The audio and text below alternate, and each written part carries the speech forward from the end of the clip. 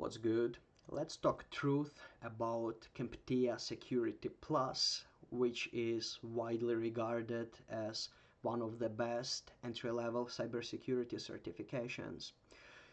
It gives that solid foundation teaching basic cybersecurity concepts, tools, and terminology. That's why it got so popular between hiring managers. And as a proof, we can go to Indeed and look up for job listings mentioning CompTIA Security Plus. As you can see, we have more than 3,000 job hits. For different jobs like IT technician, you can qualify for some help desk jobs, security analyst, SOC analyst, some GRC jobs, and so on and so on.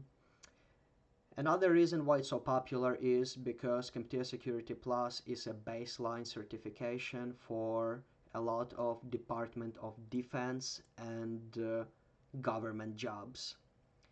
As you can see here, IAT Technical, which means Information Assurance Technical jobs. Level 2, you can qualify using Security Plus, or you can qualify for Level 1 Information Assurance Management. Information Assurance is basically another word for cybersecurity. So as you can see here, CompTIA certifications are listed with CE in the end, which means continued education. So CompTIA certifications expire after 3 years, and to be able to keep your government job, you need to maintain that certification active. There are 3 ways to do that. First one is just to retake the exam. Second way is to obtain CompTIA certification from the higher level. Let's say you have Security Plus. If you obtain CISA Plus or CAS Plus or Pentest Plus, it's automatically gonna renew your Security Plus too. So let's talk different versions of CompTIA Security Plus. Usually they come up with a new version every 3 years, and that's because they want to keep the material more up to date. The current version is 7 of 1, and 6 of 1 retires in July 31st, 2024. Like subjectively, I think 7 of 1 is easier because it covers less objectives. If you go to objective list, you can find it on official CompTIA website or some other websites too.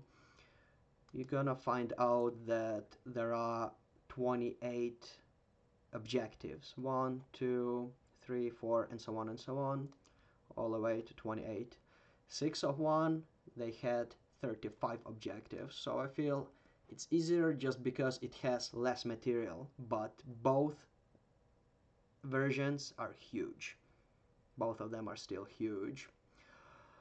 The only thing is 7 of 1 has a little bit more acronyms.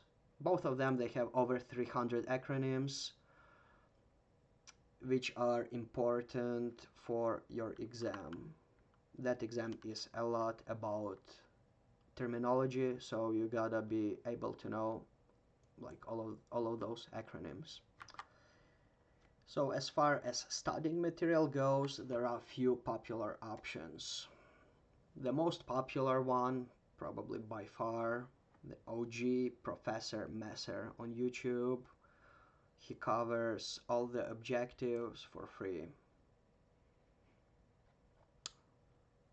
Also, he has his website where you can get his practice exams or some extra material.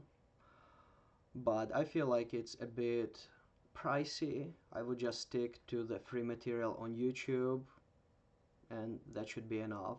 Also, like his practice exams, they're kinda expensive comparing to other options. I'm gonna get to them after that, but like they're widely regarded as the closest to the real exam. Just the way he builds and explains those practice exams, just really good. You can look it up on different forums like Reddit or some Facebook groups for cybersecurity, and maybe you can find the free PDF version of his practice exams. Another popular option is on Udemy. A lot of people go for Jason Dion, so you can get similar material. He also covers all the objectives in his own way, but you gotta pay for that. Also, like after each section, there's like few question quiz to like make sure you remember the material better. But which one I like for now is that one, Andrew Ramdale. So he has really good reviews here, and for $14 only, you can get access to labs, and he's gonna cover full course also. So labs, you can get like hands-on experience here for different tools and material listed in CompTIA Security Plus, because there's the list of tools to somewhere here. Yep, right here, like the software, hardware, different tools. So you gotta be familiar with all of that too. And yeah, also what's important to pass the exam is acronyms. To practice acronyms, you can use Quizlet, popular option. So you can choose the way that you like it more. Let's say flashcards. So pretty much they give you AAA. You should know it's authentication, authorization, and accounting. So that's really important to know the difference. So authentication is proof of identity, and authorization is what are you authorized to do, what you can do. And accounting is pretty much keeping the record of what you did. ACL, access control list, advanced encryption standard, 256 bits, and so on. So another question is like how good you should be able to do on practice exams to feel ready for the real exam. So the scoring system for Security Plus is you gotta have more than 750 points on the scale of 900, but you start from 100 points. I believe it was 150 points for the previous version, but I'm not sure. Anyway, what it translates roughly to is you gotta give like 82% of correct answers during the real exam. It comes with multiple choice questions, and at the start of the exam you have what it's called performance-based questions. If you have a lot of performance-based questions, I believe no more than 5, it's gonna mean you're gonna have less questions overall. Like when I passed 601, I believe I had 77 questions in total, and like four performance-based questions. And the best way to practice them is really to do hands-on labs. That's why I like that course for now. I didn't do 701, I did 601, but if I had to restart it all over again, I would buy that course. It's cheap and it's always on sales on Udemy. I'm using Jason Dion's CISA Plus preparation course right now. I used his practice exams before, which I recommend for 7 of 1 too. It doesn't have the best reviews though, 4.2 only, but they're hard, they're challenging. Also they come with some performance-based questions here, 540 questions for $14. That's what you need. Like the exam is huge. Like to prepare for it, you probably gotta spend like three months and maybe like 2,000 practice questions. Put your hands on as many practice questions as you can. That's for sure. That's a good strategy that gives you that fast thinking during the real exam. Like acronyms, you should know them by heart too.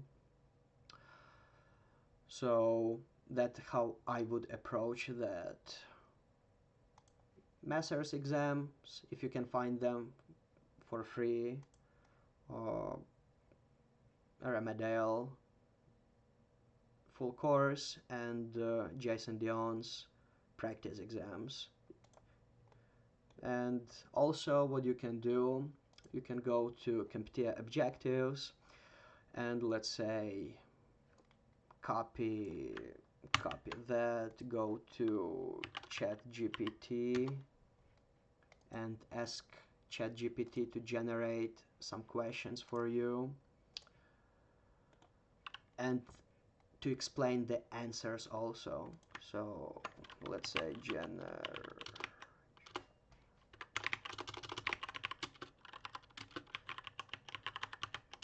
about following objectives. You paste the objectives or explain answers to. And here you go, like you got different, make it multiple choice.